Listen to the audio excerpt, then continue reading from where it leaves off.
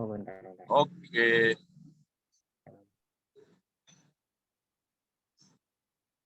Kita jadikan host. Cek. Oke, sip. Udah saya jadiin host ya, Mas. Oh ya, matur nuwun Mas, makasih. Sorry agak Sami-sami. Monggo, ya. silakan dinikmati guys biologinya, guys. Ya, makasih. Sorry teman-teman ya, ini baru selesai sekolah. Saya agak keteteran ya. Bentar saya setting dulu.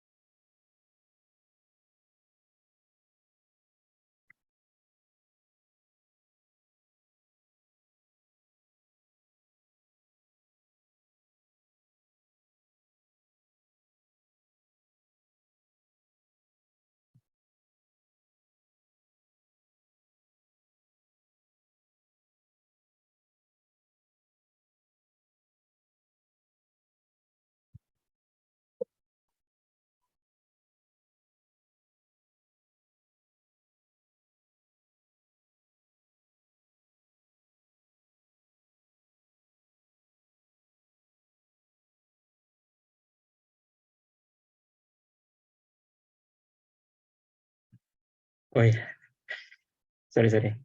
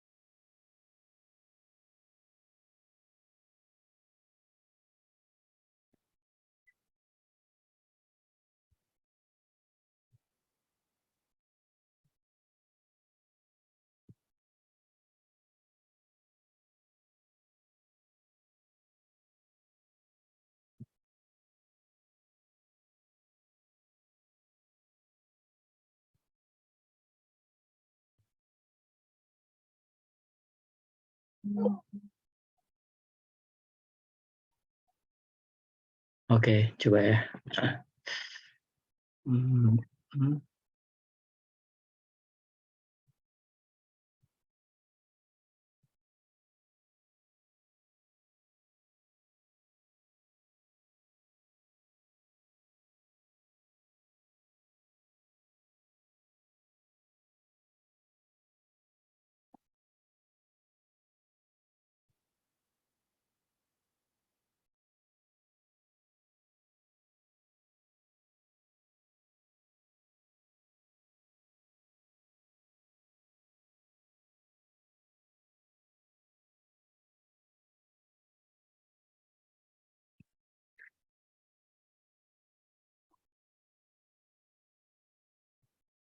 Cek.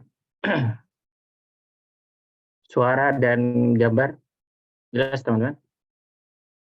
Yang share screen-nya jalan nggak ya? Udah jalan, Kak. Udah Oh aman. iya, terima kasih. Aman, Kak.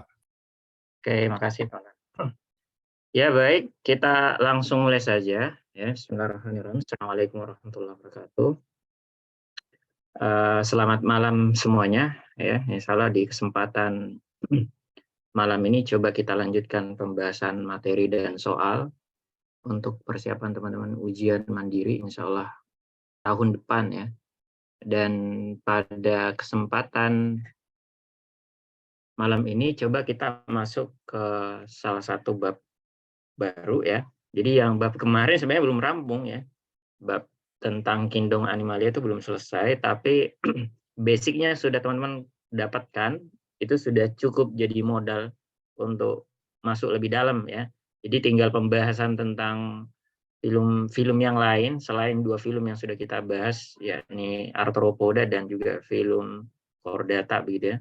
Jadi nanti bisa teman-teman simak di video aja mungkin ya ininya sisanya. Nanti kalau kita ada waktu di kesempatan yang lain, insya Allah kita akan kita pelajari bagian-bagian yang ketinggal. Nah, coba kita mulai. Jadi ini termasuk 5 besar ya di Utul UGM dan juga di SEMAK UI, yaitu bab judulnya materi genetik atau substansi genetik. Ini teman-teman semester 1 dan kalau teman udah PAS itu artinya udah diujiankan ini sepertinya. Nah, untuk substansi genetik ya, itu ada beberapa topik yang biasanya ditanyakan di soal.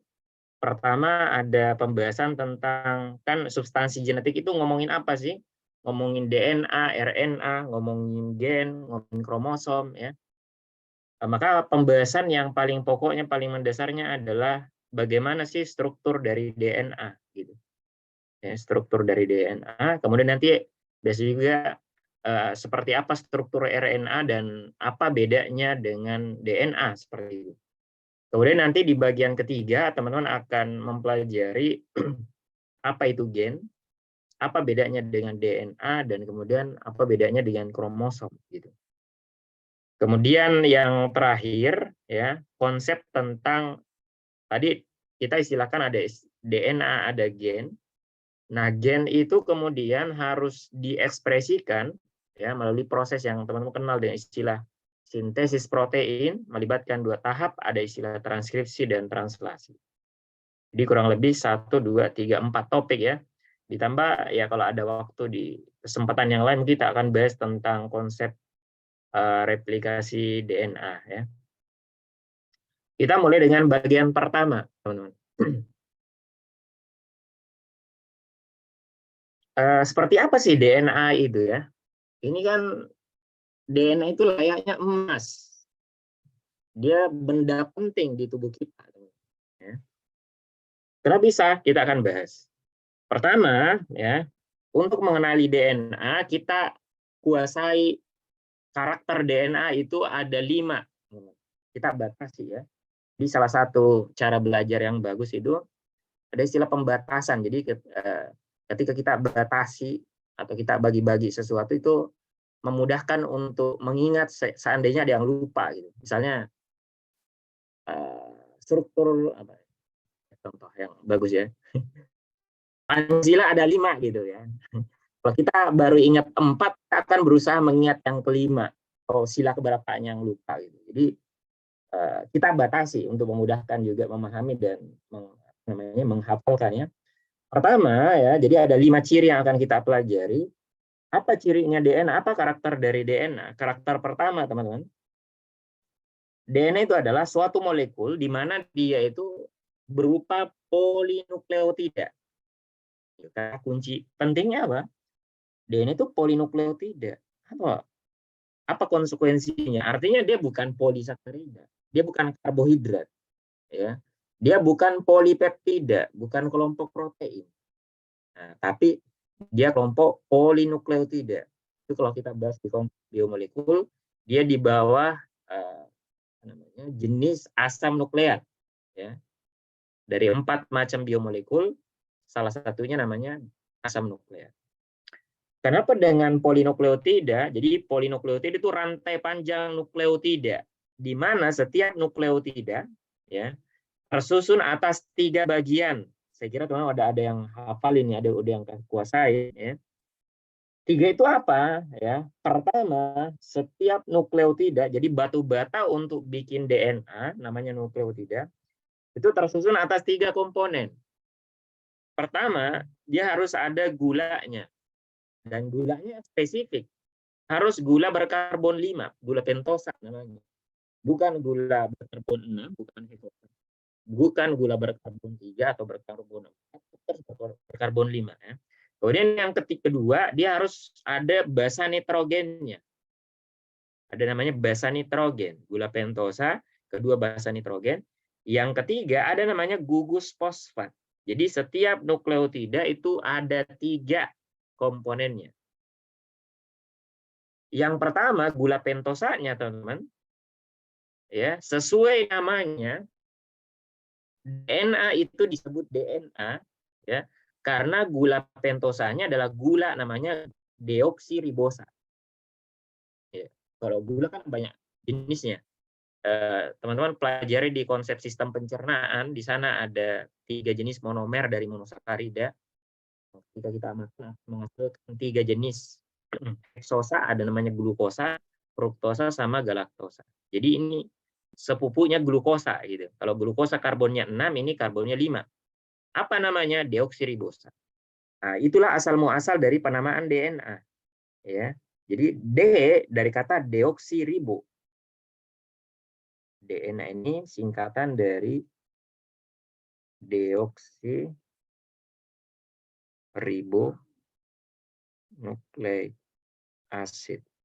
Ya, kalau diterjemahin asam nukleat di mana ya dia punya gula, nama gulanya deoksiribosa, gitu ya, deoksiribosa. Nah, itu pertama. Nah, ini nanti yang membedakan dia dengan RNA. Kalau RNA R, bukan gula D, gitu ya. Kemudian yang kedua, kuasai ya. Basa nitrogennya ada 4. Bukan 3, bukan 5, 4. Dan cara ngafalinnya GUTS. GUTS. GUTS.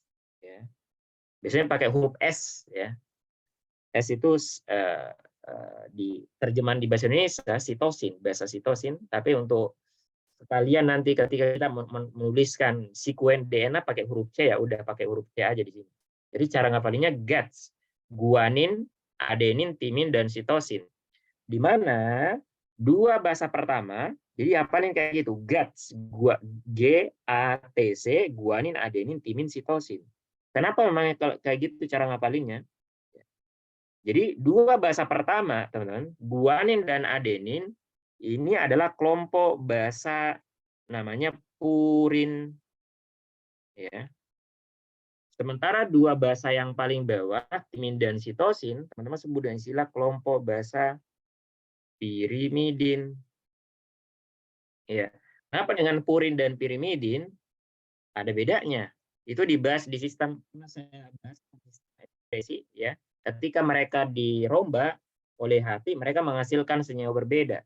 Kenapa? Purin ini lebih kompleks dibanding pirimidin. Purin ya, dari sisi struktur Ini sederhana aja gambarnya. Tersusun atas 2 cincin karbon. Sementara kalau kelompok pirimid dan sitosin lebih sederhana.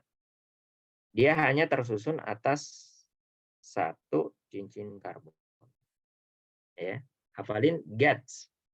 Purin, 2 bahasa pertama purin, 2 bahasa kedua pirimid. Kemudian hafalin yang kedua apa? Nanti kita akan pelajari mereka ini berpasangan. Ya. Yang masih single jangan baper. Nah, ini berpasangan ya. Ini apa cara ngafalnya tadi GATS luar dengan luar berpasangan.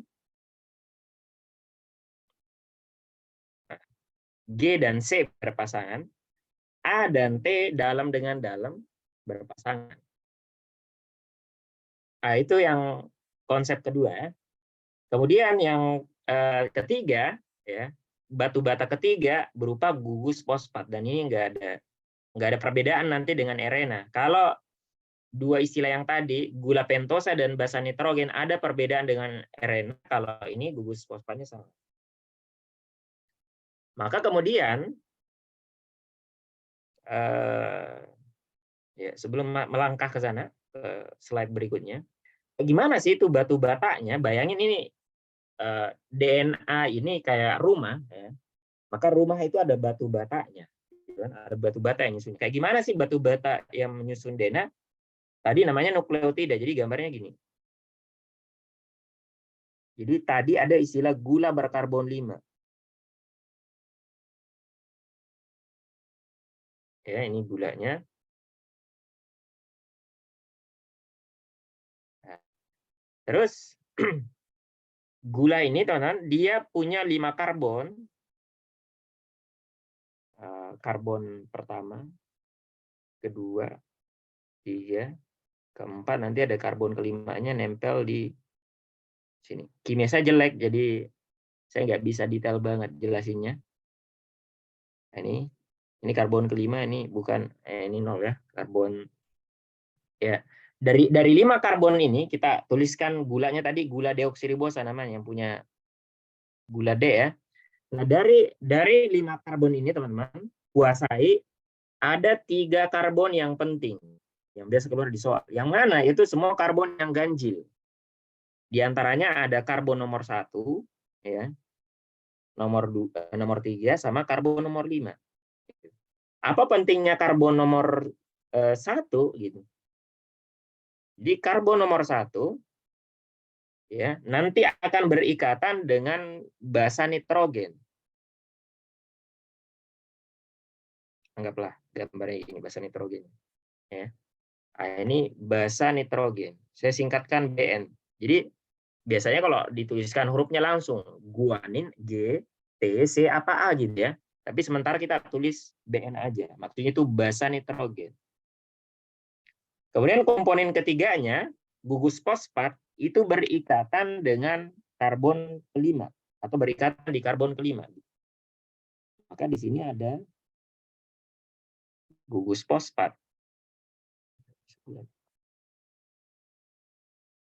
Nah, kita simbolkan pakai huruf T aja. Nah, itu. Jadi udah ketemu nih teman-teman ya, karbon 3 karbon pentingnya. Ada karbon pertama ternyata fungsinya mengikat basa nitrogen. Yang punya karbon ini yang kita sebut ini gulanya ya, gula deoksiribosa. Kemudian karbon kelima mengikat gugus fosfat. Karbon ketiga fungsinya akan segera kita tahu di ciri berikutnya. Ya, silakan bertanya kalau ini ya, saya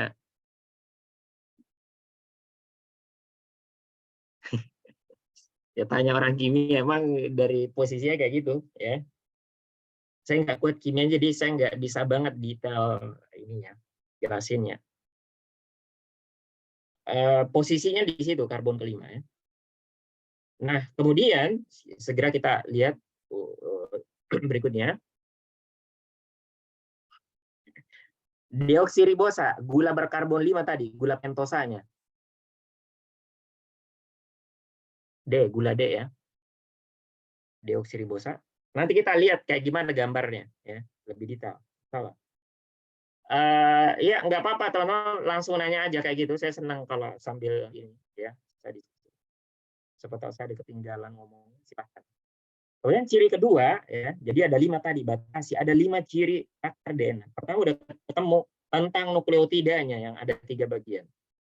Kemudian yang kedua, teman-teman, DNA itu punya karakter dibuat atau disintesis, ya. Ya seperti halnya semua molekul di tubuh kita itu dibuat. Kita yang buat, sel tubuh kita yang buat. Maka DNA juga itu kita yang buat, sel tubuh kita yang buat. Kenapa dia dibuat? DNA itu dibuat atau disintesis. Kemudian ada kalimat kedua, jadi ada 2 kalimat saya gandengkan. Kalimat disintesis dan dibaca. Ya, ini bahasa Indonesia harusnya nyambung ini ya, salah ini. Dan dibaca kenapa? Dari arah 5 ke 3 gitu. Nggak boleh dari arah 3 ke 5, apalagi arah yang lain. Arah yang lain nggak ada. Ada aja 5 ke 3 gitu.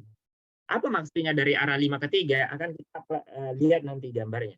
Ya, pelan-pelan. Jadi sambil saya baca dulu sampai ciri keempat, baru kita lihat apa maksudnya ini disintesis dan dibaca dari arah 5 ke 3 ya. Kemudian ciri ketiga, ya, DNA itu teman-teman, tadi kita sebut dia berupa polinukleotida, tapi ternyata lebih detail lagi, DNA itu tidak hanya tersusun atas 1 untai polinukleotida, tapi ada 2, ada sepasang gitu. Ya. DNA itu ada pasangannya.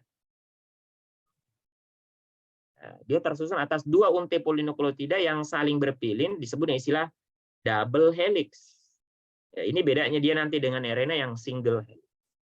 Kemudian jadi kata kunci ketiga, double helix ya.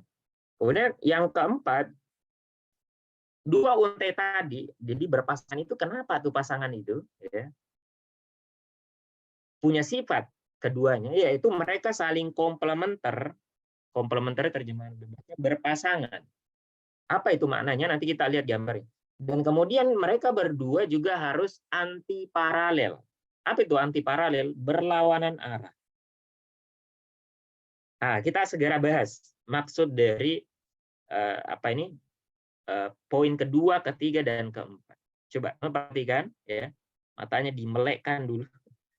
Jadi saya gambar kembali batu batanya tadi. Apa bisa kita copy? Sepertinya bisa kita copy aja ini biar cepat. Salin aja.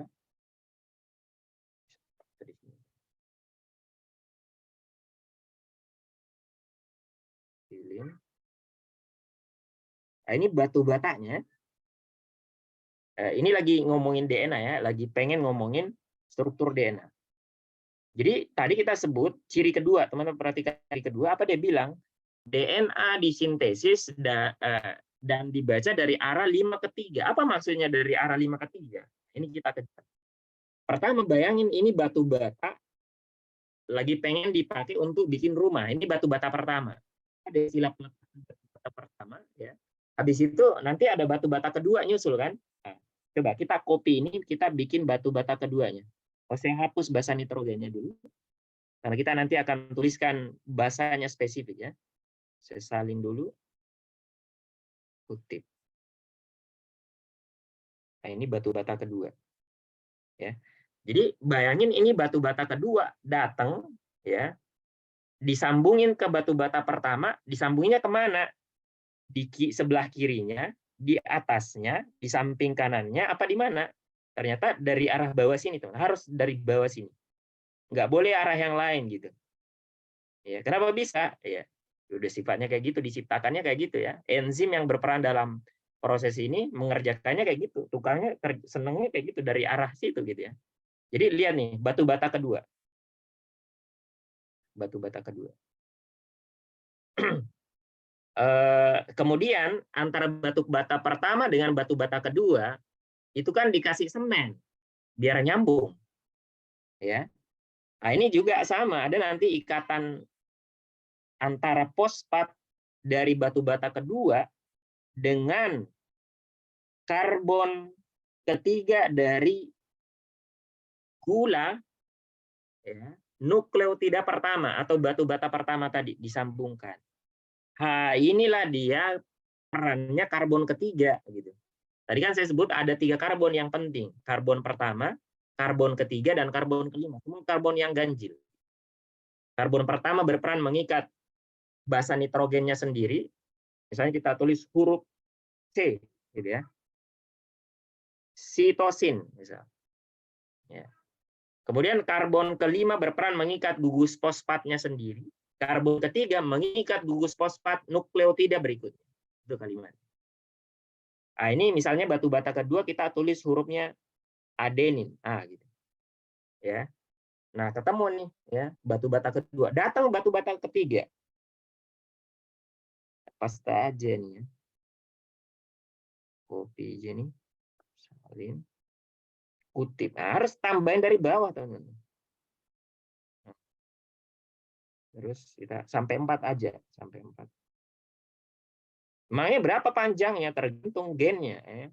Bisa sampai ribuan huruf. Ya. Ini cuman baru dapat 4 huruf ya.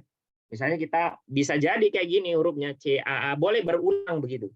Ya, tapi kita munculkan aja semua hurufnya. C, A misalnya, terus huruf G atau T gitu ya, terserah, terus huruf G. Nah, udah muncul 4-4-nya. Ini ketemu apa, teman-teman? Ketemu nanti ini satu untai sampai panjang ke bawah tuh, sampai ribuan. Ini kita baru dapat 4 nukleotida, 4 batu bata. Dan inilah maksudnya disintesis dari arah 5 ke 3 gitu. Dari mana? Dari atas ke bawah tadi nih.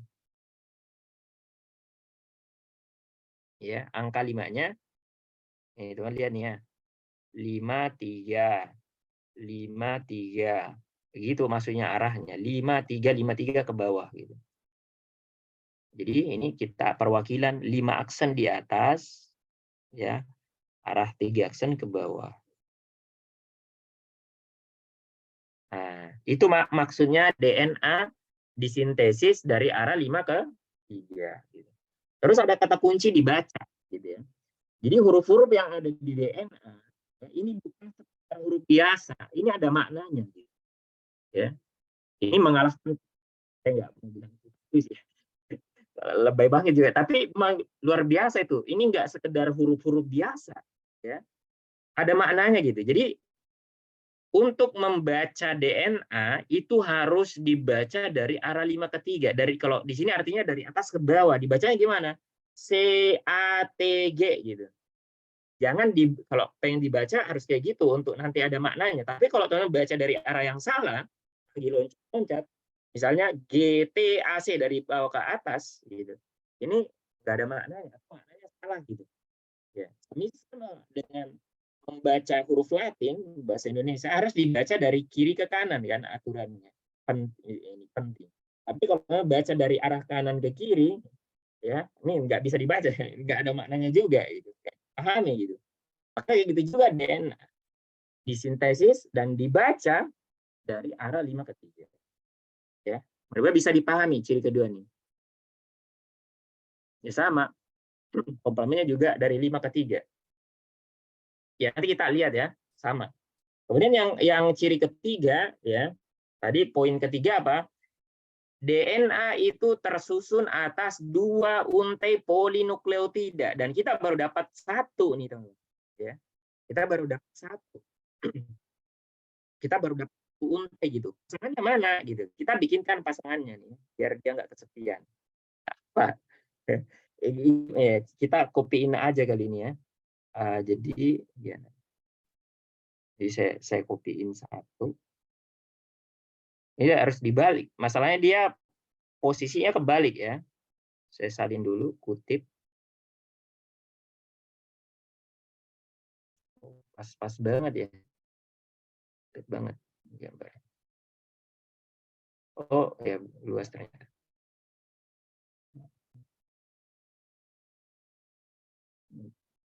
Oh, bisa ya. Jadi posisinya dia, ya.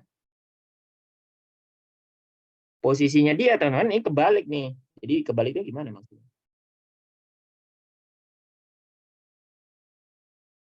Misalnya, saya hapus dulu.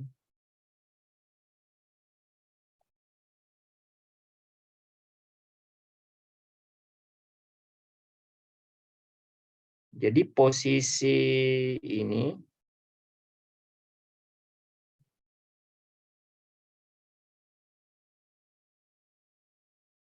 aneh. Sorry, sebentar dikit ya.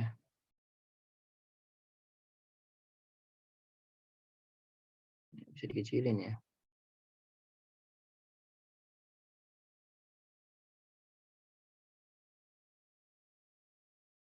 Bisa.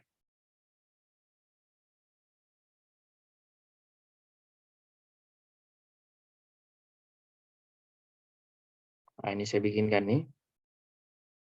Nah, ini teman-teman ya. Jadi ini posisinya terbalik dia masalahnya. Dia bilang apa? Kedua untai DNA bersifat komplementer dan anti paralel gitu. Berlawanan arah gitu. Maksudnya gimana kita gambar? Jadi posisi dari ininya pasangannya ini kebalik ya. Ini nanti yang saling nempel itu basa nitrogennya. Posisi basa nitrogennya kebalik. C pasangannya G. Dan G-nya itu posisinya dari, kalau ini yang C ini dari atas ke bawah, G-nya itu dari bawah ke atas. Jadi huruf G-nya kebalik. Terus bahasanya ininya mana bikin ini ya. Oke. Yang sama gak ya?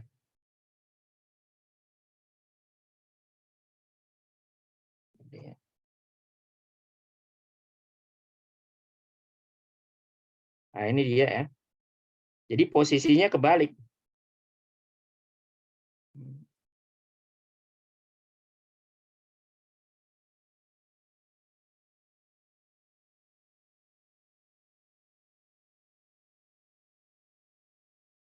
Nah, gini artinya.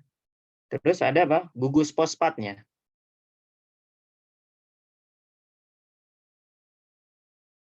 Sorry.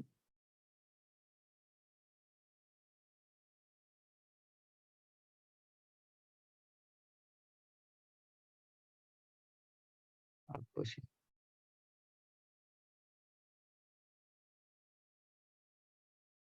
Ah, gitu aja mungkin. Ah, ini huruf D. Nah, ambil waktu ya. Ah, gitu. Hapus saja. Nah, ini batu batak kebaliknya ya. Oke, coba jangan nanya. Maaf, bisa diulangi nomor 1 itu. Urutannya mengikatnya gimana ya? Nomor 1 maksudnya jadi pertama kan?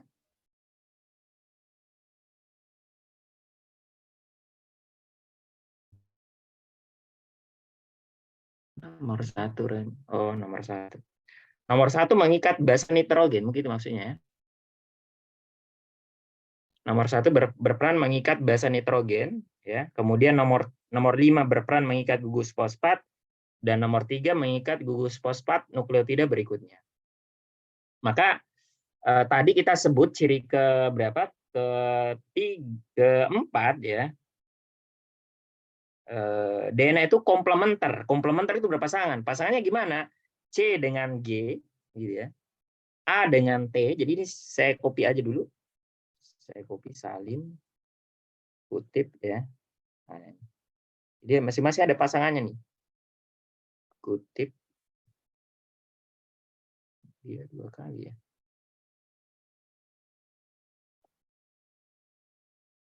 Kutip. Kutip lagi. Ah, ini dia ya. Tinggal kita ganti pasangannya. Yang berbeda kan cuma hurufnya. Huruf basa nitrogennya ya. Gulanya sama persis. T pasangannya A. Ah, yang ini juga salah nih. Ini A pasangannya T tadi ya. Nah, gini. G pasangannya C. Ah, gitu dia.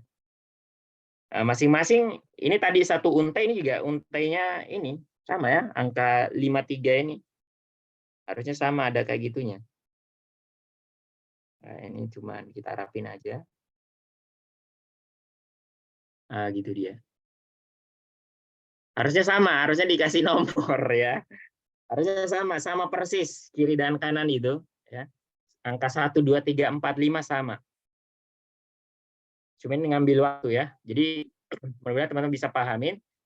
Nah, ini dua untai yang istilahnya apa? Berpasangan. Berpasangannya apa? Basa nitrogennya komplementer gitu. G pasangannya G. Dan keduanya teman-teman antara huruf C dan G basa nitrogen ini berikatan, dikasih semen juga ya mereka ini, dengan namanya ikatan hidrogen. Bedanya adalah kalau C dan G ikatan hidrogennya ada 3. Adapun kalau adenin dan timin ikatan hidrogennya cuma 2, lebih lemah gitu ikatannya. Nah, ini A dan T ada 2 ikatan hidrogen. G dan C 3 ya. Gitu. Nah, ya sama manusia berpasangan ada yang kekuatan apanya namanya ikatannya kuat, yang lain lemah begitu ya. Kayaknya dikasih nomor ya betul, harusnya dikasih. Ah itu ya. Maka ini arahnya kalau yang kiri dari atas ke bawah 5 aksen ke 3 aksen, yang ini pasangannya dari bawah ke atas gitu. Istilah 5 aksen ke 3 aksen. Biasanya siswa ini kalau nyatet saya suruh harus kayak gini gambarnya, teman harus gambar terbalik begini ya. Nah, gitu dia. Inilah DNA yang sifatnya double helix ya, kemudian komplementer antiparalel. Gitu. Ya, udah dapat 4 ciri.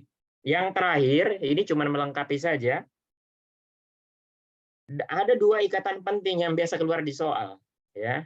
Pertama ada namanya ikatan fosfodiester. Jadi fosfodiester itu ada 3 suku kata. Fosfo, ini salah ini bukan fosfo, ada fosfo ya. Fosfo, kemudian di dan ikatan ester gitu. Yang mana itu ikatan fosfodiester ya? Ikatan fosfodiester inilah yang membentuk satu untai polinukleotida. Yang ini teman. Jadi teman-teman lihat ini ada fosfodiester itu ada fosfat. Fosfat ini fosfat ditambah 2 ikatan kovalen ini. Nah, ini kita sebut ikatan fosfodiester. Apa gunakan antara nukleotida yang satu dengan yang lain sehingga terbentuk satu untai gitu. Satu benang nih. Nah, itu ya. Ini yang kita maksud dengan apa? Ikatan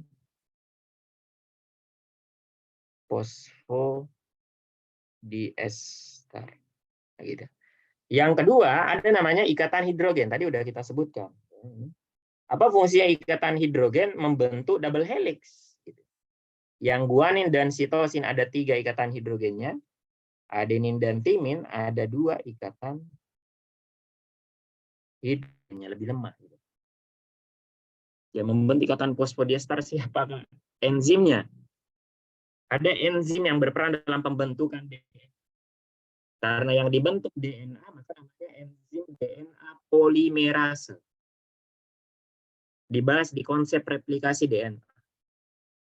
DNA polimerase, enzim yang membentuk polimer berupa DNA. Gitu ya. Tukangnya itu ya. Jadi kalau bikin rumah ada tukang. Nama tukangnya enzim itu tadi. DNA polimerase. Ada pertanyaan lain?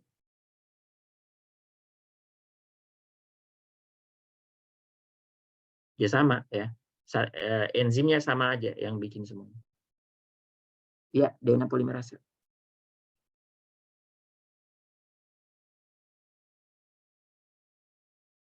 Oke.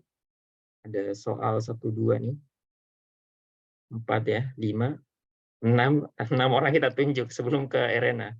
Oke. Siapa yang jadi korban pertama? Mas Mono, boleh saya nggak? Ya, silakan. Ya. Langsung aja. Saya bacakan soalnya ya. Pernyataan yang benar tentang faktor di nukleotida utas ganda DNA adalah sebagai berikut.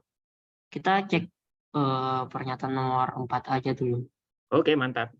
basa nitrogen membentuk ikatan hidrogen. Iya benar, karena basa nitrogen tadi kan yang itu kan yang purin sama pirimidin, Oke. ATGC itu. 4 benar konsekuensinya? Nggak ada konsekuensinya mas. Soalnya Iya, kalau dia bisa salah jadi satu. semuanya bisa salah, bisa benar semua ya. Ya betul. Iya. Terus? Kita cek pernyataan satu saja. Kalau 1 dan 4 benar ya udah pasti gitu. Oke, mantap banget. Nomor 1 benar apa Pernyataan salah? pernyataan gugus fosfat terikat pada karbon atom nomor 5 ya benar. Kalau Oke, dioksiribosa. salah satu tadi gugus fosfat, betul. Terikat karbon kelima deoksiribosa pertama. Iya mas. Jadi Oke, thank you. jawabannya Oke, thank you. Analisisnya bagus banget ya. Udah biasa kayak jawab soal. Ya itu teman-teman ya. Jadi 4 pertama tadi basa nitrogen membentuk ikatan hidrogen tadi antara huruf G dan C, A dan T. Nama ikatannya ikatan hidrogen. Betul. Kemudian tadi teman kita nomor 1 juga gugus fosfat terikat karbon kelima. Jadi ada 3 karbon tuh tadi. Karbon kelima, karbon pertama, dan karbon ketiga gitu ya. Yang agak beda cuman karbon pertama. Dia berikatan dengan basa nitrogen. Gitu kan. Adapun karbon kelima dan ketiga itu berikatan dengan gugus fosfat. Ada gugus fosfatnya sendiri, ada gugus fosfat tetangkanya. Itu sederhananya. Betul banget, maka soal ini kita jawab. Thank you, Barakallahu fiik. Kemudian soal mudah berikutnya. Ini mudah banget karena cuma gambar, tapi buktinya pernah keluar di SIMAK. Ada yang mau juga tanpa disebutkan inisial apa namanya? Terbawah saya tunjuk. Adelia Nur Aziza Omega ada. Ya ada lah di sini ada namanya. Tapi dia masih ya kayaknya. Dia belum nyambung ininya. Mic-nya. Zahira aja. Zahira Sofa Devanti. Halo.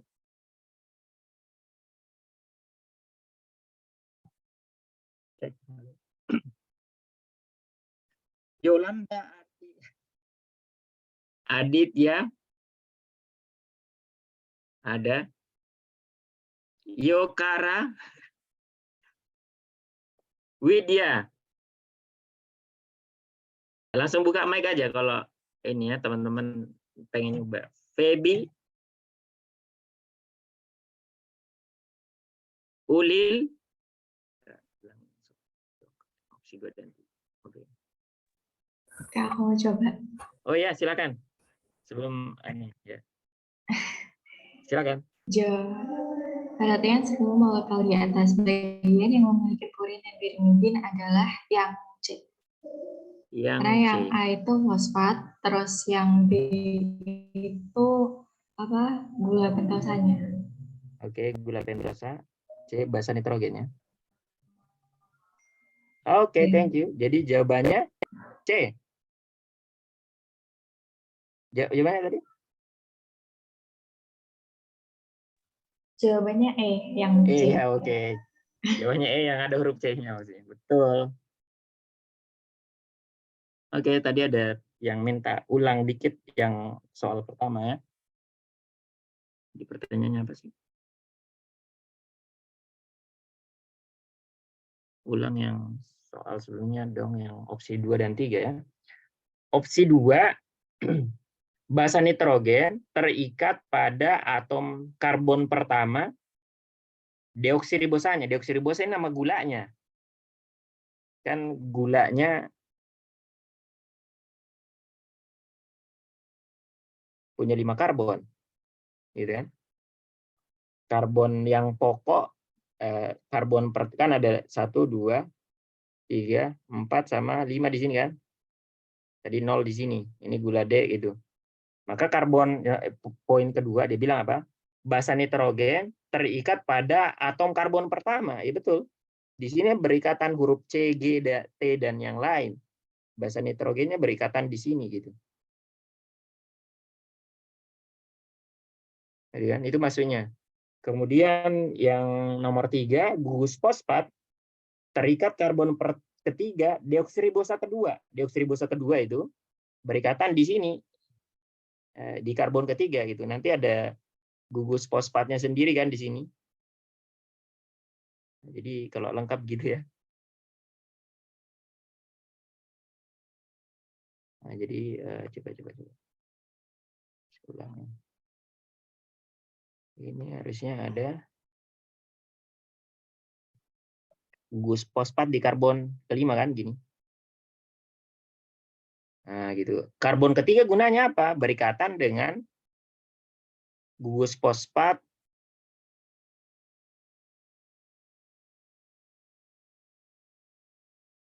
nukleotida berikutnya. Nah, gitu. Gugus fosfat terikat atom karbon 3 deoksiribosa kedua. Deoksiribosa kedua maksudnya yang ini, yang bawah ini. Berikatan dengan karbon ketiga.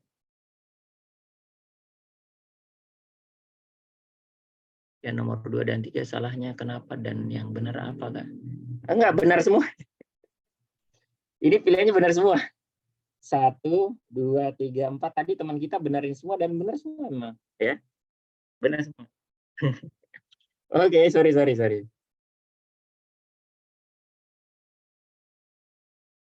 Ini agak coba saya lihat dulu. Iya, ini bukan jebakan tapi memang agak detail nih ininya. Harus dihafalin tadi. Mungkin ada yang mau nyoba nih. Boleh, Kak. Halo, Oh, Kak. silakan. Terima kasih. Salah nggak apa-apa ya, Kak? Iya, santai. Oke. DNA merupakan materi genetik yang diwariskan dari parental ke keturunannya. Pernyataan berikut yang benar terkait struktur DNA kecuali itu Kak. Kenapa bisa? Itu dia kan menyayangkan yang salah berarti kan. Yang itu salah karena dia seharusnya komplementer antiparalel atau berlawanan arah. Oke, harusnya berlawanan arah. Dia bilang searah. Jeli banget matamu ya. Thank you. Utas ganda DNA memiliki polinukleotida komplementer harusnya berlawanan arah. Cuman satu kata itu yang bikin salah. Maka jawabannya soal ini ya. Nah, coba kita baca yang lain ya sambil belajar soal ya. Jadi yang A pernyataannya benar dong. DNA mengandung gula pentosa ya. Berupa deoksiribosa, bukan yang lain, bukan ribosa, bukan glukosa, bukan fruktosa, nama gulanya deoksiribosa. Kemudian basa adenin berpasangan dengan timin, betul. Ya. Ikatan hidrogen menghubungkan basa-basa pada utas ganda DNA, betul. G dan C 3 ikatan hidrogen, A dan T 2 ikatan hidrogen. G berpasangan dengan C, selalu. Nggak mungkin salah pasang gitu ya.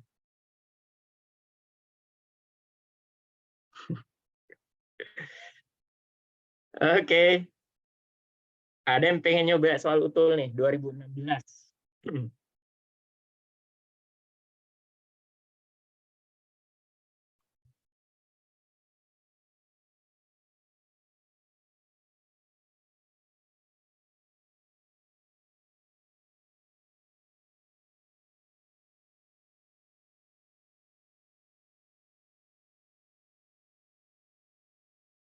Kak, tes. Ya, Saya silakan deh. ingin coba, Kak. Ya, Tapi nggak apa-apa ya kalau salah. Soalnya ya. menurut saya pernyataannya itu benar, namun alasannya salah. Oke, kenapa bisa benar? Alasannya karena kalau adenin itu kan, kalau dalam aturannya ya, kalau nggak salah yang saya ingat, itu adenin itu komposisinya itu sama dengan timin, Kak. Jadi kayak beratnya itu sama, adenin sama timin. Kalau dibilang keempat basa nitrogen itu sama, itu enggak, Kak. Kalau adenin sama dengan timin, sitosin sama dengan guanin. Oke, mantap. Kalau dia bilang empat-empatnya sama, berapa persen artinya masing-masing? Masing-masing berarti kalau dipukul sama ya, Kak, misalnya adenin, timin, sitosin, guanin, itu berarti 25%. Iya, ya betul. Artinya enggak gitu ya. Padahal nanti ada hitung-hitungannya ternyata enggak 25% ya. Beda-beda semua ya. Maksudnya A dan T sama persentasenya, C dan G sama tapi mereka berbeda secara umum. Oke, thank you. Yang Apa tadi yang pertama benar, yang keduanya salah, ya tuh benar salah ini C.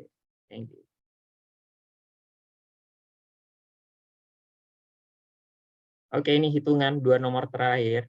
Ada yang jago matematika. Jika diketahui salah satu pita dari molekul DNA terdiri atas 23% adenin, 37% timin, 16% sitosin, dan 24% guanin, maka kandungan guanin dalam molekul DNA tersebut berapa persen?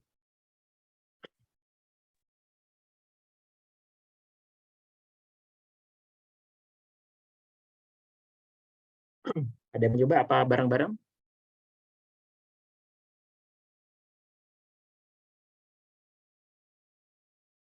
25%. Oke. Oh, yang tadi ya. Yang tadi kan? Oh ya. Soalnya di pilihan nggak ada 25%.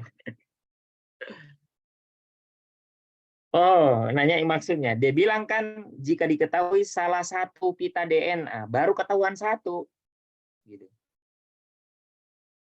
Baru ketahuan misalnya di 5 aksen ke 3 aksen ya. Maka dia punya pasangan. 5 aksennya di sini dia, 3 aksen ke sini. 5 aksen ke 3 aksen sana, pasangannya ini ke sana gitu kan. Maka jika diketahui salah satu pita DNA molekul DNA suatu DNA 23% adenin. Jadi misalnya ada huruf-huruf di sini G, C, T, A, G, C, G, G, G dan seterusnya. Berapa huruf? 100 huruf gitu kan. Ada 100 huruf. Ternyata dihitung dari 100 huruf itu 23% darinya adenin. Artinya apa? Ada 23 huruf A di situ. Yang atas ini ya. Jadi huruf A-nya ada 23% gitu. Terus yang timinnya 37% ya. Sitosinnya 16%, guaninnya 24% gitu. Nah, ini baru satu. Ditanyakan apa? Total molekul guanin. Guanin di sebelah 24%. Kalau sama pasangannya berapa gitu maksudnya?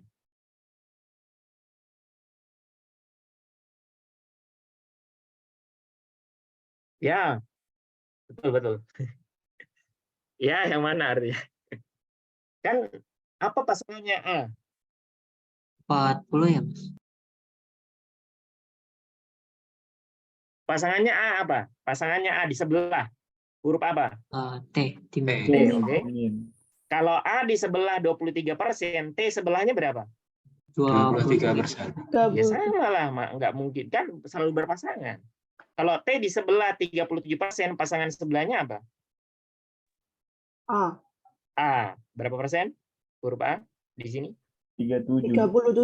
37% ya. Maka ini juga sama. C itu berpasangan dengan apa? 3 ikatan hidrogen dengan guanin, betul. Berapa guaninnya sini, teman-teman? 16%. Ya. Terakhir, G di 24%, sebelahnya C. C 24%. Gitu kan? Karena yang ditanyakan guanin di sebelah 24%, di sini 16%. Berapa artinya totalnya? 40%. Masa 200% totalnya? Dirata-ratakan berapa? Paham maksudnya dirata-ratakan? 20. Oh, rata-ratanya tetap 20 ya, Mas? 20%. Gitu kan? Jadi kalau ditanya berapa sih basa adenin totalnya, gitu, cara cepatnya itu teman-teman, tambahkan aja dengan pasangannya. A pasangannya T, ya, G pasangannya C, gitu kan? Cara cepatnya begitu, baru dirata-ratakan. Artinya 23 tambah 37 kan? Ini kan totalnya 60 nih. Dibagi 60 gitu ya, Kak? Iya, dibagi 2 aja. Masing-masing adenin 30%, timin juga 30% gitu kan maksudnya. Nah, begitu ya G dan C tadi, G dan C itu 24 16 ya. 24 16 tung Berapa? 40, Saya itu 32. lemah matematikanya nih. Sorry, 20%. Ini 20%. G dan C 20-20 gitu ya. Cara cepatnya begitu. Yang nyimak, alhamdulillah. Yang enggak, saya tunjuk nih ya. Ini saya tunjuk nih yang enggak. Yang tidur artinya nggak bisa jawab. Nomor berikutnya mirip ya. Jawabannya B. Jawabannya B. 20%. Ada yang masih bingung sebelum melangkah ke satu soal terakhir yang masih berkaitan, cuma lebih komplit nih. Ada yang pengen nanya dulu? Karena di rata-rata karena ada dua komponennya, A dan T kan. Kan totalnya semua DNA 100% gitu. Total 4-4-nya ini 100%. Ya. Adenin dan timin kan selalu sama gitu ya. Maka mereka ditambahin terus di rata-rata dibagi 2 aja karena mereka selalu sama gitu. Totalnya mereka semua 100%. Oke. Siapa nih? Kalau paham,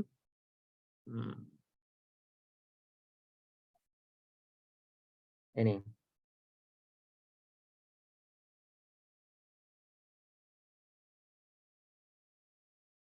Siapa coba?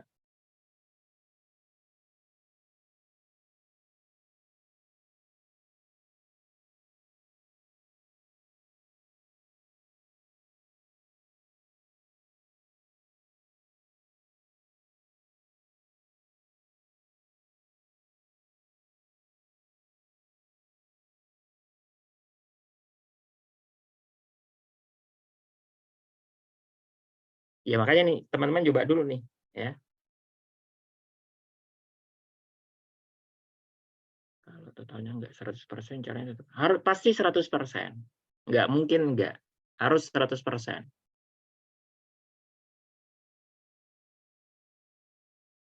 Ya, betul. Jawabannya A ya. Jadi cara cepatnya begitu. Adenin tambah timin dibagi 2 ya. Sitosin tambah guanin dibagi 2. Begitu. Jawabannya A. Ada yang bingung?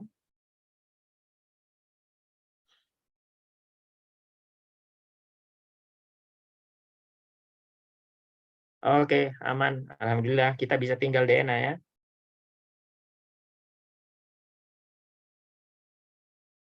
Jam berapa? 8:30. Padahal kita belum dapat satu subbab nih. Coba cepat-cepat yang bagian berikutnya RNA ya. Jadi yang konsep kedua teman-teman, setelah kita kuasai DNA, kita masuk ke yang kedua itu RNA. Apa bedanya dia dengan DNA? Jadi RNA itu berupa polinukleotida juga, di mana setiap nukleotida tersusun atas 3 bagian. Ada gula pentosanya, ada basa nitrogennya, juga ada gugus fosfatnya, sama persis. Gitu. Tapi detailnya yang beda. Kalau pada RNA, gula pentosanya disebut gula ribosa. Gitu. Ya. Kemudian basa nitrogennya sama, kecuali satu ya, yakni basa pirimidinnya. Pirimidinnya ada beda nih, kan 2 basa yang bawah ini teman-teman sebut dengan istilah tadi purin sama pirimidin ya. Jadi basa purinnya sama, guanin dan adenin sama gitu. Tapi yang berbeda basa pirimidin, kalau yang sana timin dan sitosin, yang ini urasil yang membedakan. Ada basa huruf U gitu ya. Jadi cara ngafalinnya Gauss. Gauss. Oh, tadi Ga, ini Gauss.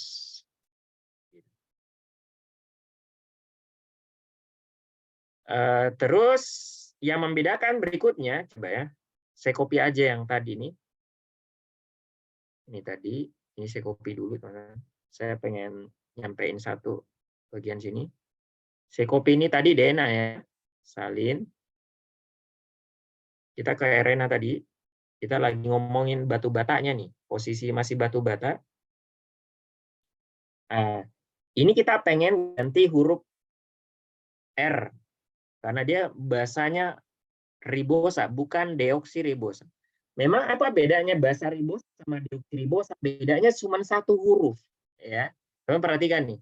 Jadi di sini di karbon kedua kalau detail, teman-teman, ini ada gugus OH di sini. OH. Ini perhatikan kalimatnya. Pada RNA, ya, ini disebut gula ribosa. Ya. Dia kenapa? Di karbon keduanya ada gugus OH. Tapi kalau pada DNA disebut gula apa?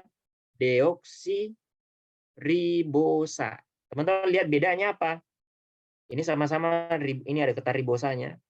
Ini kata deoksinya. Apa itu deoksi? Dari kata de artinya pelepasan atau kehilangan. Kehilangan apa? Oksigen. Oksi ini oksigen. Maksudnya apa? Kalau pada gula ribosa, ya, gugusnya di karbon kedua ini OH. Tapi kalau pada DNA, gula deoksiribosa itu O-nya, huruf O-nya hilang, gitu. Cuman itu bedanya, huruf O-nya ini hilang.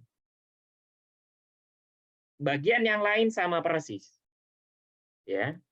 Nah, itu bedanya antara apa? Gula ribosa sama gula deoksiribosa. Gitu. Ini nggak bisa hapus ya. Sederhana.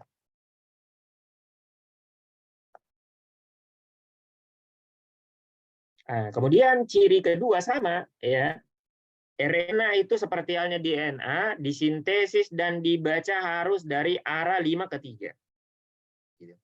Ciri 3 RNA tersusun atas satu untai saja. Kalau DNA double helix, ya.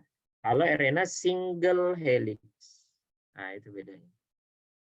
Yang terakhir, jadi kalau yang tadi pada DNA ada ciri keempat tadi, apa ciri keempat tertulis? Kedua untai tersebut bersifat komplementer dan antiparalel. Dua untai tadi. Makanya pada RNA ciri keempatnya itu tadi dihapus gitu. Kenapa? Karena dia cuma satu untai, gitu ya. Ciri keempatnya nggak bisa dimasukkan karena nggak ada pasangannya, gitu. Maka ciri keempatnya nggak ada pada RNA. Nah, ciri kelima dinaikkan jadi ciri keempat di sini pada RNA. Ya ini apa? Kalau pada DNA ada dua ikatan pentingnya, kalau pada RNA cukup satu aja, yakni ikatan fosfodiester aja, sehingga membentuk satu untai polinukleotida yang single helix, ya. Maka nggak ada ikatan hidrogennya, gitu, karena nggak ada pasangannya. Nah, itu bedanya DNA dengan RNA. Kalau DNA tadi ada 5 ciri yang kita tulis, ya. Pada RNA ada 4 saja. Terakhir tambahan teman-teman untuk RNA, ya. RNA itu ternyata dari si jenis dia ada, ini pernah saya belum masukkan. Jadi RNA itu ada banyak jenisnya sebenarnya, tapi kita cukup kenalin 3 aja jenis RNA. Ya, jenis yang pertama atau ada 3 jenis tadi kita sebut, ada rRNA, ribosomal RNA, kemudian mRNA, messenger RNA, dan transfer RNA atau tRNA. rRNA ya itu digolongkan sebagai RNA struktural. Jadi RNA itu berdasarkan perannya kita bagi 2. Ada istilah RNA struktural dan ada RNA fungsional gitu. Nah, RNA yang struktural cuma satu, yaitu rRNA, ribosomal RNA. Kenapa kita sebut dia sebagai RNA struktural? Karena dia menyusun struktur suatu organel di dalam sel. Ya. Fungsi rRNA apa? Menyusun atau membentuk, ya, struktur dari organel penting namanya ribosom. Sesuai namanya rRNA, ribosomal RNA. Maka teman-teman lihat ini rRNA nih. Ya, ini ribosom. Jadi ribosom itu biasanya kalau kita gambar sel, ya di sitoplasma atau di RNA itu cuma bintik-bintik kecil kita gambar. Ya, ternyata dia apa? Tersusun atas 2 subunit, 2 bagian. Ini namanya subunit besar. Kemudian ada bawahnya subunit kecil namanya. Nah, setiap subunit teman-teman itu ada bagian berupa proteinnya. Ini udah ada gambarnya nih, ada proteinnya ini. Ya. dan di dalamnya ada asam nukleatnya berupa RNA gitu. Maka disebutlah dia dengan istilah rRNA. Di dalam sini ada benang gitulah ya. Nah, dia berupa apa? RNA di dalam sini. Di dalam ribosom gitu. Jadi ribosom itu tersusun atas protein dan RNA. Ya, dia punya 2 biomolekul dari 4 jenis. Jadi biomolekul itu ada 4. Dia nggak punya karbohidrat, nggak ada lemaknya gitu, nggak ada lipidnya. Ya, ribosom itu ada proteinnya, ada asam nukleatnya, tapi nggak ada lipidnya, nggak ada karbohidratnya. Nah, jadi apa gunanya RNA? Menyusun struktur dari ribosom, maka dia golongan RNA struktural. Kemudian golongan kedua disebut RNA fungsional. Kenapa kita sebut RNA fungsional? Karena dia berperan bukan untuk menyusun struktur suatu organel tertentu di dalam sel, tapi dia memiliki fungsi khas, fungsi khusus di sana. Dan dia ada 2 di sini, teman-teman. Ya, yakni ada messenger RNA dan ada transfer RNA. Kalau mRNA apa fungsinya? Kalimatnya biasanya itu membawa, atau kalimat yang lain mengandung, membawa, atau mungkin kalimat yang lain mengandung kodon-kodon atau kode genetik boleh ya. Kodon-kodon atau kode genetik. Buat apa itu? Untuk sintesis protein. Jadi dia membawa simbol-simbol, apa istilahnya? Informasi yang menyandi urutan asam amino yang menyusun suatu protein gitu. Nah, ini fungsinya siapa? mRNA. Adapun transfer RNA fungsinya apa? Membawa batu bata untuk bikin protein. Membawa asam amino gitu untuk apa? Sintesis protein gitu ya. Nah, jadi 3 jenis RNA ini, teman-teman, fungsinya beriringan, apa namanya, bareng-barengan gitu, beriringan untuk apa? Untuk sintesis protein gitu ya. Untuk sintesis protein semuanya. Sederhananya sintesis protein itu RNA enggak ada. Setahu saya enggak ada. Adanya transfer RNA. Jadi sederhananya sintesis protein itu sederhananya butuh 3 ini, teman-teman. 3 komponen ini tadi. Ribosom, mRNA sama tRNA. Sederhananya begitu ya. Bayangin gini. Saya sederhana di sini. Bayangin protein itu kayak rumah. Protein itu kayak rumah. Mau bikin rumah, maka butuh 3 bagian ini tadi. rRNA itu kayak tukang. Fungsinya ribosom itu, teman-teman, tukang. Ya, dialah yang akan membuat rumah gitu. Adapun mRNA itu fungsinya sebagai denah atau peta rumahnya. Jadi udah ada tukang, kemudian ada peta ya. mRNA ini kayak peta, bentuk bangunannya kayak gimana, bentuk rumahnya kayak gimana gitu. Adapun tRNA, orang gue pakai yang 200. Ya, saya 300. Apaan? Hah? Bentar. Iya, nanti. Bentar. Gue lagi kelas, tar dulu. Gimana? Ada ya, aman ya. Oke, jadi bayangin tuh 3-3-nya tadi, teman-teman ya, itu berperan untuk fungsi yang sama. Ribosom itu fungsinya kayak tukang, ya. mRNA itu peta dari rumahnya. Maka tukang akan baca petanya gitu ya. Petanya kayak gimana bentuk rumahnya. Adapun tRNA fungsinya ini kayak apa ya? Dia asisten tukang gitu. Jadi dia yang ngoper-ngoperin apa namanya, batu bata ke tukang, ya. Nanti tukangnya tinggal pasang-pasang sambil dia baca peta tadi. Jadi tRNA ini fungsinya membawa batu bata gitu. Dia asisten tukang yang ngasih batu bata tadi ke tukangnya, ya, sehingga tukang tinggal pasang-pasang sesuai dengan DNA yang ada pada mRNA. Jadi 3 jenis RNA ini semuanya berperan dalam sintesis protein yang teman-teman kenal dengan istilah translasi. Dan pembahasannya sebenarnya ada nanti di bagian belakang kalau kita nyampe. Kalau mRNA petanya itu bentuknya kayak gini, dia single helix ya, jadi nggak ada pasangannya nih kalau gambar ini. Kayak gitu ya. Nah, dia kayak benang lah gitu. Kalau yang ini teman-teman, tRNA ini sebenarnya dia juga benang. Dia benang yang ini. Misalnya di sini ujung 5 aksennya tadi ya, ujung 5 aksen ke 3 aksen ya. Terus benangnya begini. Terus dia kayak gini.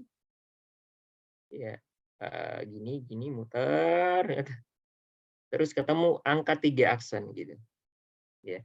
Kenapa bisa mereka ada kayak gini bentuknya? Karena bagian yang mereka apa istilahnya? Yang membentuk kayak gini ini berpasangan. G ada huruf C di sini, T enggak ada huruf T, adanya huruf U ya. U di sini maka A sebelahnya gitu. Maka berpasangan di sini. Tapi pas ketika ada bentuk bulat kayak gini disebut istilah hairpin loop ya. Mereka nggak ada pasangan di situ. Yang pas melingkar begini ya. Nggak berpasangan. Tapi kalau mereka apa namanya? Mepet begitu ya, dempetan gitu, itu ada pasangannya, artinya mungkin di sini huruf A maka di sini ada huruf U misalnya. Sebenarnya dia satu benang panjang gitu, ada pangkalnya, ada ujungnya, cuman dikemas membentuk namanya tRNA, bentuknya kayak gitu. Ada pertanyaan kayaknya?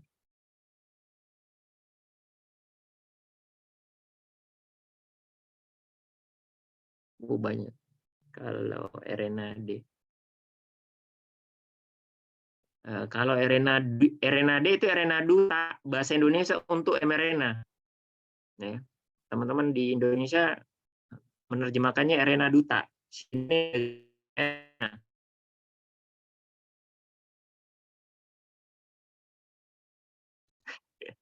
Entahlah perjalanan sintesis protein dijelasin.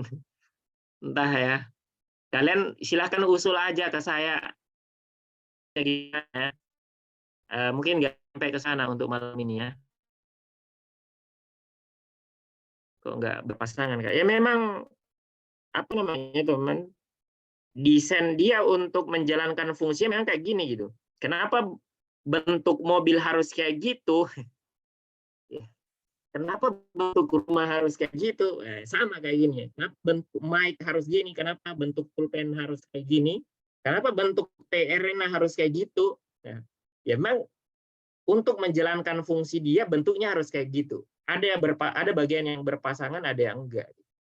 Untuk memberikan bentuk kayak gitu, ya konsekuensinya dia harus itu tadi, ada bagian yang berpasangan, ada yang enggak gitu.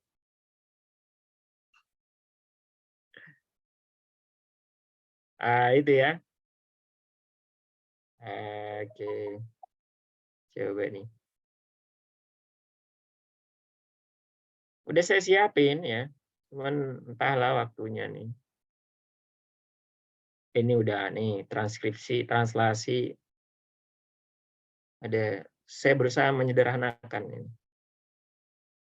Ini ada videonya sebenarnya. Cuman ini bentuk PDF. Ada PowerPoint-nya, itu bisa dibahas di situ cepat-cepat. Nanti coba kita lihat bisa nggak. Kita sampai jam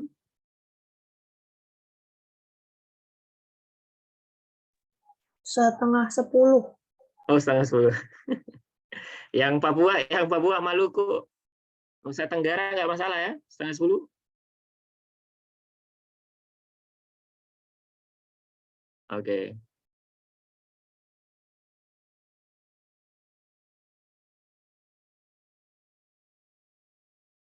RNA itu nggak berpasangan, teman-teman. Ya kayak kalian lah, ini masih single-single, belum ada pasangan. Nanti kalau DNA itu baru ada pasangannya, double helix. RNA ya secara umum nggak berpasangan. Kecuali tadi pada tRNA itu ada bagian yang dia dikemas bentuknya seperti itu sehingga ada bagian yang dia istilahnya dipasangkan seperti itu ya, sehingga memberikan bentuk apa tadi itu. Oh, tim kita masih semangat, keren. Oke, semangat ya. Teman-teman semangat, saya semangat nih. Kita bisa mungkin kejar yang tadi itu. Gila. Soalnya kita skip apa gimana?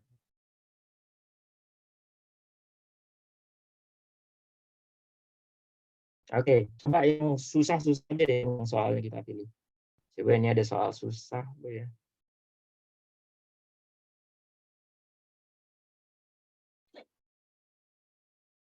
Ada yang pernah baca mungkin? Pernyataan berikut adalah benar mengenai DNA mitokondria. Jadi ngomongin DNA, ya. Ada sedikit detail, ada istilah DNA mitokondria. Kenapa dengan DNA mitokondria itu punya karakter sebagai berikut kecuali ada yang salah tentang DNA mitokondria dari 5 pilihan, 4 yang lain benar, salah satunya salah.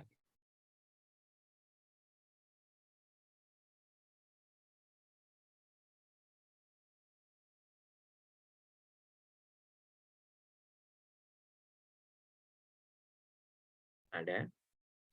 Oke. Maternal lawannya paternal. Maternal itu jalur ibu.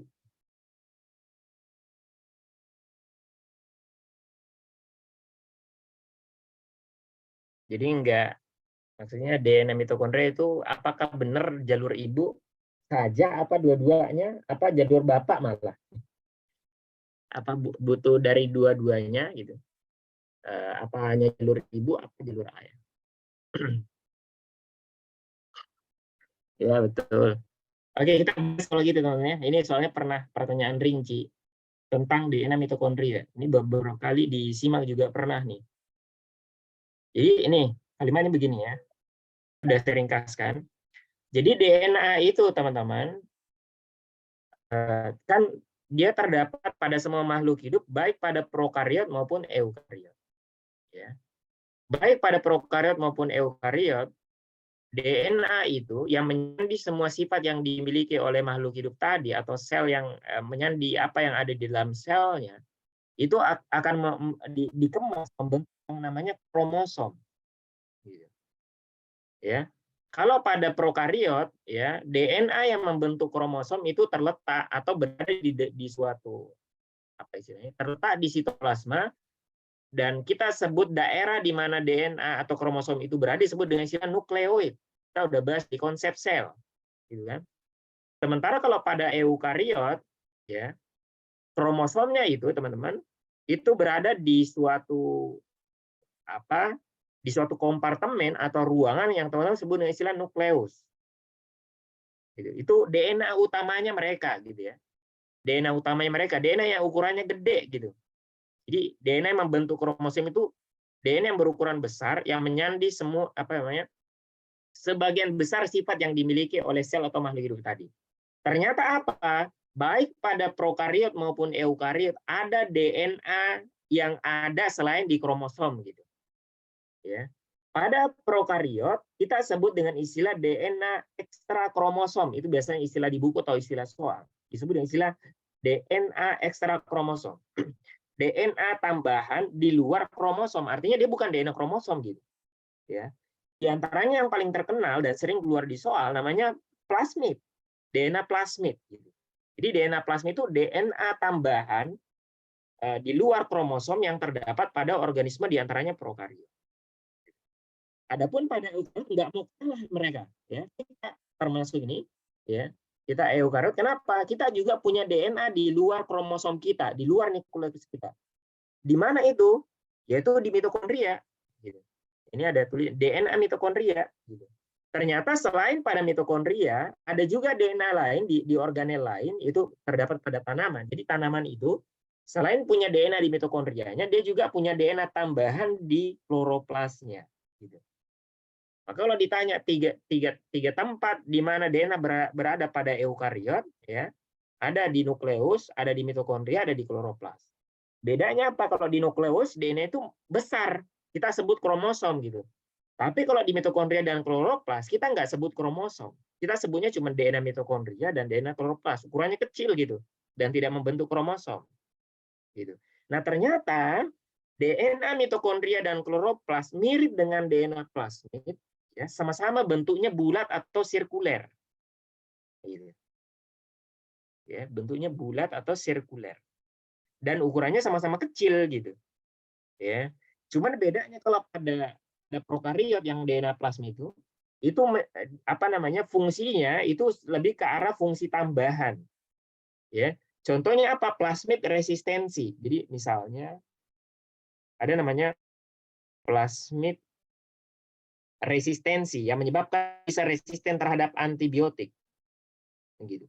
Tapi ini cuma fungsi tambahan, artinya apa? Dia wajib punya plasmid tadi. Banyak bahkan dari bakteri itu nggak punya plasmid gitu. Ya, jadi ini cuma fungsi tambahan, bukan fungsi dasar atau fungsi yang harus dia punya gitu. Beda dengan DNA-nya mitokondria dan DNA kloroplas. Ini bukan fungsi tambahan. Ini fungsi fisiologis normal. Dalam artian apa? Enggak ada di DNA mitokondria yang enggak ada makhluk hidup tadi, enggak ada sel itu. Meskipun dia semacam tambahan di luar nukleus, tapi enggak ada dia, yang enggak ada kita gitu. Ya.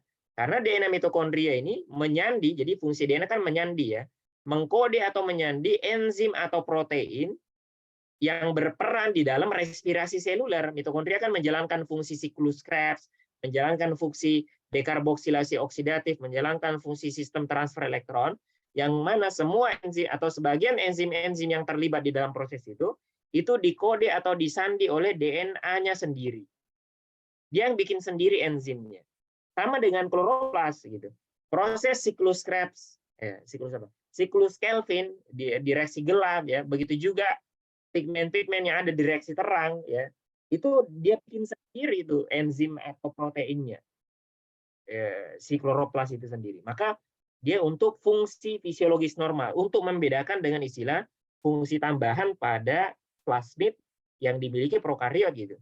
Yang kalau nggak ada nggak terlalu masalah. Dia kan nggak selalu berhadapan dengan antibiotik misalnya, bahkan jarang gitu. Kecuali kalau orang minum obat. Nah, itu dia. Jadi itu maksudnya tadi di soal ada istilah apa ini tadi? Mengkode protein fungsional dan struktural untuk fungsi fisiologis. Maka kalimat itu benar. Ya. Kalimatnya benar. Jadi jawabannya itu kalau soal ini teman, berfungsi untuk mengkode protein diperlukan pada kondisi tertentu. Misalnya kondisi ketika ada antibiotik, ya itu kan fungsinya plasmid gitu, bukan fungsinya DNA mitokondria. DNA mitokondria dibutuhkan setiap saat untuk bikin dalam tanda petik ya, untuk proses respirasi selur, bukan pada kondisi tertentu. Maka sana jawabannya delta. Maka yang C ini benar ya. Yang C benar, bentuknya tadi bulat, sirkuler, dan dia double helix, gitu kan? Semua DNA double helix kalau pada makhluk hidup ya, kecuali virus. Virus itu ada yang single. Gitu. Yang B dapat digunakan untuk menentukan hubungan kekerabatan dan ini berhubungan dengan pilihan yang A. Kenapa? DNA mitokondria diturunkan secara maternal. Kita bahas bagian yang ini. Ya sibuk banget. Yang terakhir ini teman, ya penting untuk saya sampaikan. Jadi teman-teman lihat nih, ketika penanaman dibuat, ya dibuat siapa? Bapak dan ibu dalam tanda petik. Ya. Jadi ini nukleusnya siapa? Ini sel telurnya ibu, gitu ya. Sel telurnya ibu itu punya nukleus di dalamnya, di dalamnya ini eknukleus, gitu ya. Dan kenapa selain nukleus di sini teman-teman, dia punya organel-organel yang lain juga, ada RE, ada badan Golgi, termasuk mitokondria. Ini mitokondrianya ibu ya. Mitokondria sel ibu maksud saya. Ovumnya ibu ini mitokondrianya.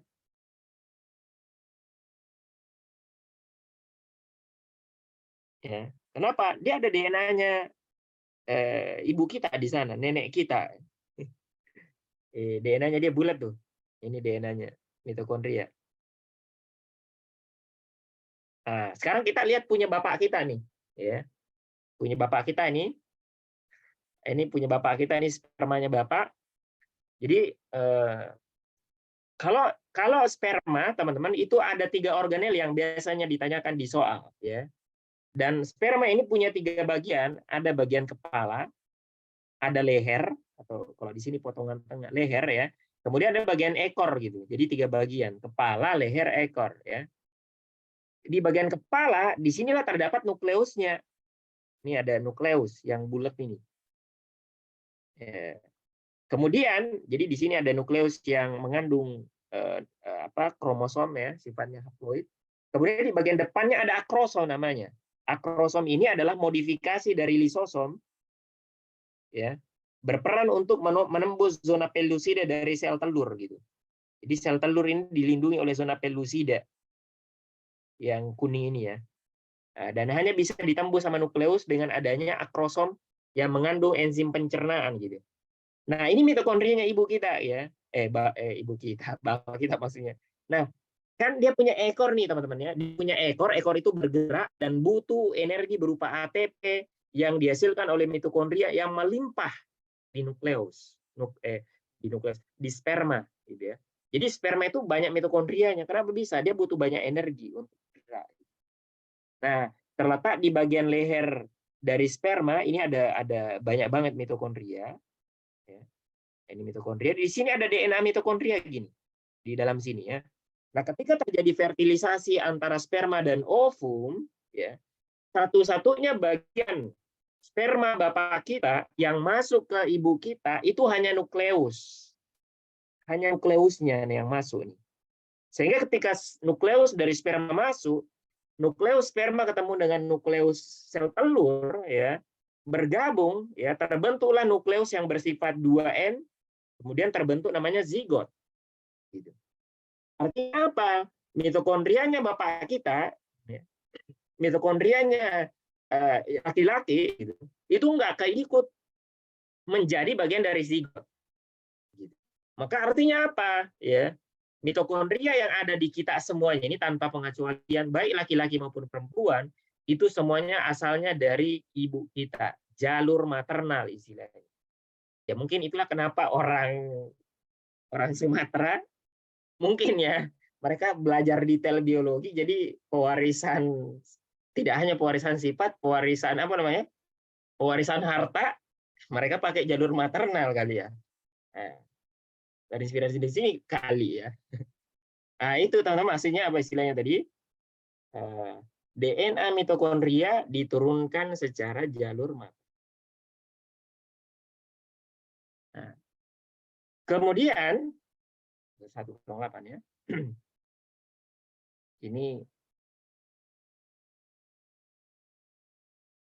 kromosom perlu nggak? Ringkas banget, ya. Teman-teman perhatikan kalimatnya, saya ringkas banget. Jadi setelah ngomongin DNA, kita ringkasin banget kromosom. Jadi kromosom itu apa? Ya, kromosom adalah bentuk pengemasan DNA di dalam nukleus. Gitu. Bayangin, DNA itu kan jumlahnya berapa? Ada 46 di selnya manusia. Bayangin DNA itu panjang, dia berupa benang panjang, ya, yang mana dia harus dikemas di dalam ruangan yang sangat sempit, gitu, ya, di dalam nukleus sana. Maka agar dia muat di dalam sana dan mudah untuk dipakai, digunakan, terjemahkan dan seterusnya, maka dikemas lebih jauh, nanti membentuk namanya kromatin dan kromosom. Gitu. Maka kalau di sini kita lihat, saya tuliskan di sini ada 4 tingkatan, gitu. Ya, ada 4 tingkatan dalam pengemasan DNA. Pertama, tingkatan pertama DNA yang belum dikemas, belum dikasih apa-apa, gitu, ya. Kemudian tingkatan kedua muncul namanya nukleosom. Apa itu nukleosom? Ya, DNA itu teman-teman dililitkan ke suatu protein namanya protein histon, gitu, ya. Mirip teman-teman pernah main layang-layang waktu kecil mungkin. Nah, sekarang masih main layang-layang nggak sih? Jadi tapi agar teman-teman main layang-layangnya enak, gitu, ya, benangnya nggak semraut ke sana sini, maka nanti benangnya teman-teman lilitkan ke suatu apa biasanya botol bekas atau apa, gitu, ya, sehingga teman-teman enak mainnya. Sama persis DNA agar enak dimainin dalam tanda petik di dalam nukleus, maka dia dikemas dengan cara dililitkan dengan banyak protein histon di sini, dan pengemasan gabungan antara protein histon dengan DNA itu disebut dengan istilah nukleosom.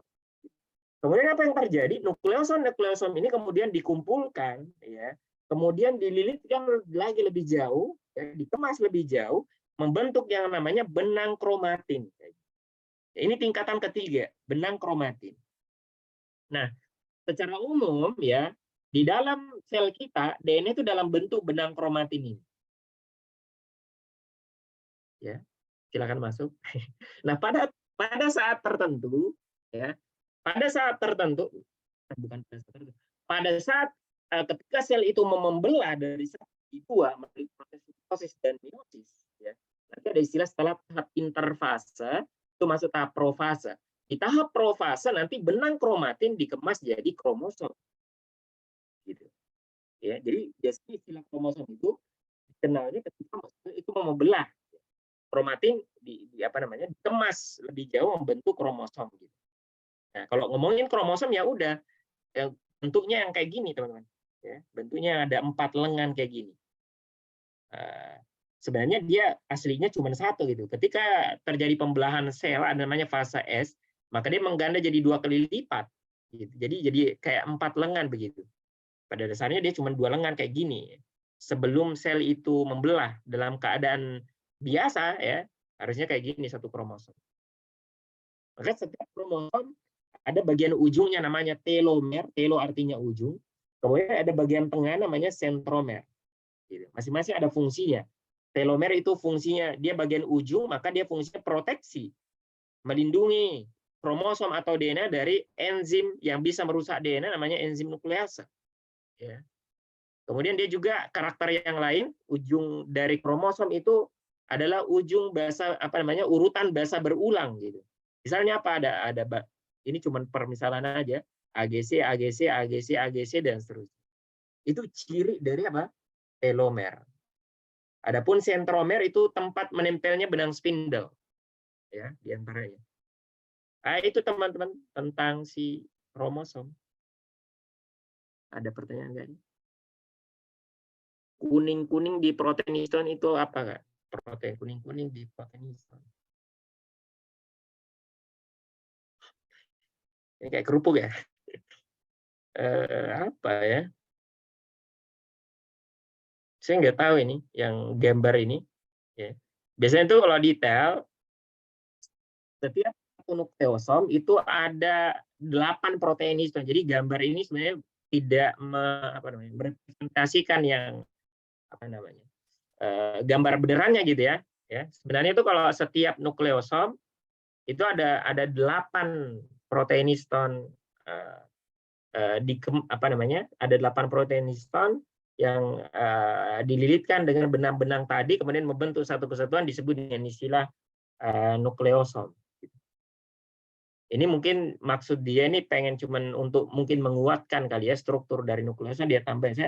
Saya belum pernah dengar atau baca ada namanya tambahan gambar ini. Saya cuma copy paste aja nih gambar. Belum tahu itu. Ikatan pada itu bisa putus nggak sih dan apa dampaknya kalau ikatannya putus? Bisa ya. Itu dipelajari di bab mutasi. Efeknya macam-macam aja ya. Efeknya macam-macam tergantung ke letak atau jenis gen yang termutasi begitu. Bisa jadi putus ya.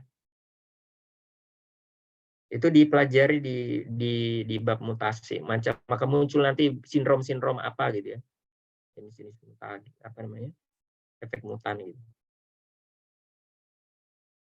21, 14, 15 menit terakhir gimana? Pakai apa nih terjemahan?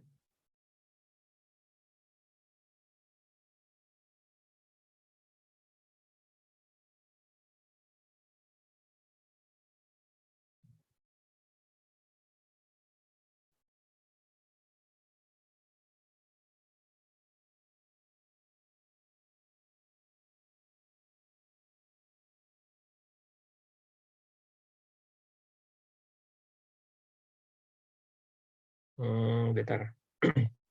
Apa ya? Yang penting yang mana nih? Penting semua sih teman-teman.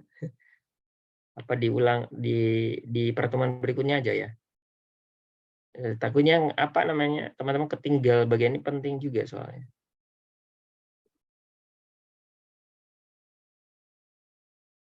Ini penerjemahan nih.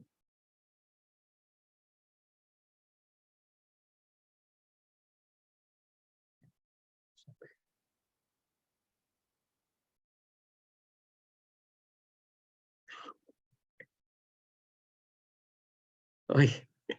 Saya buru-buru ya, Masya Allah. Sorry.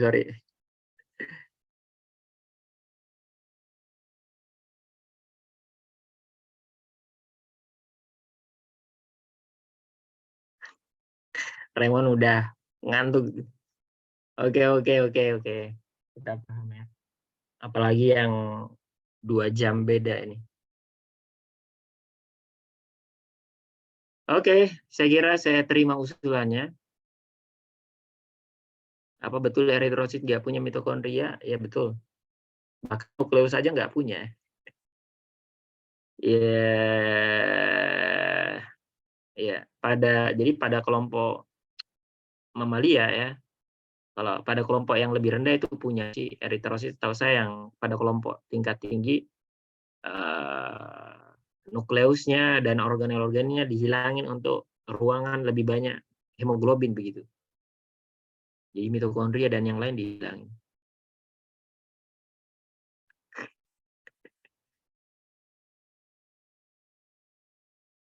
Oke, ada yang lain pertanyaan? Sebelum kita break. Saya tunggu pertanyaannya di WA ya. Saya senang kalau ada yang nanya. Di WA, selama saya bisa jawab, insya Allah saya jawab.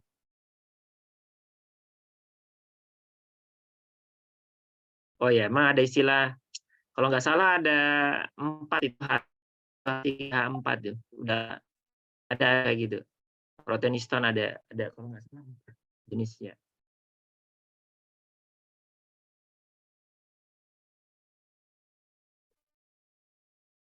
Ya, thank you.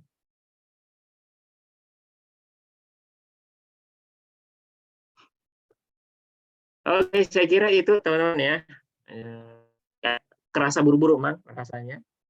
Memang karena apa namanya ini ya salah satu bab penting dan kasihan juga ya kalau kita skip. Ya, yang salah sisanya artinya kita pelajari di pertemuan berikutnya. Nah,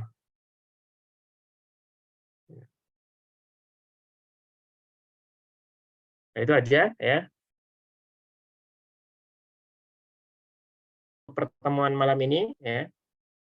Lebih dan kurangnya saya mohon maaf ya. Terima kasih atas perhatian dan atensinya. Mudah-mudahan teman-teman semua sehat selalu ya. Tetap semangat sampai akhir. Tetap apa namanya? Jangan kendor semangatnya ya. Namanya juga hidup. Hidup itu ujian ya. Jadi apa yang teman-teman alami ini hanya salah satu dari ujian kecil dalam hidup begitu. Apa sih? Jadi anggap hidup itu di depan sana ada banyak batu, ada banyak gunung yang akan teman-teman lewati, dan yang teman-teman hadapi ini cuma kerikil-kerikil kecil ya, cuma pasir-pasir atau bahkan debu-debu kecil yang harus memang teman-teman lewati itu. Jadi tetap semangat ya, mudah-mudahan dimudahkan langkah teman-teman semua sampai akhir ya, dimudahkan nanti di ujiannya dan bisa lulus insya Allah di tahun depan dan bisa kuliah seperti yang teman-teman mimpikan dan cita-cita. Amin. Kita tutup. Selamat malam dan assalamualaikum warahmatullahi wabarakatuh.